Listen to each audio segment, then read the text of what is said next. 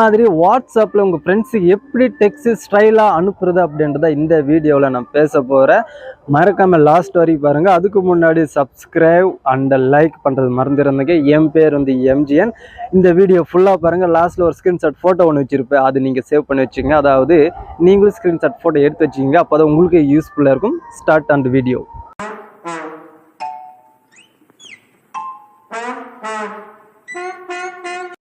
காட்டுற பார்த்துங்க. ஃபஸ்ட்டு ஒரு டைமு இங்கே அந்த சீரியல் நம்பர் வரணுன்னா 1ன்னு போட்டு டாட் வச்சு ஒரு பேஸ் விட்டின்னு வந்துடும். அதுதான் சீரியல் நம்பர்.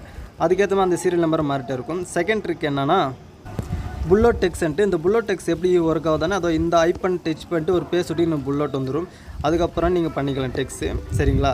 அடுத்த ட்ரிக்கு கோடிங் டிக்கு எப்படி ஒர்க் ஆகுதுன்னா இதோ இந்த ஐக்கனை டச் பண்ணிட்டு நீங்கள் எதனா ஒரு டெக்ஸ்ட் பண்ணிட்டு மறுபடியும் அதே டச் பண்ணால் அந்த கோடிங் வந்துடும்.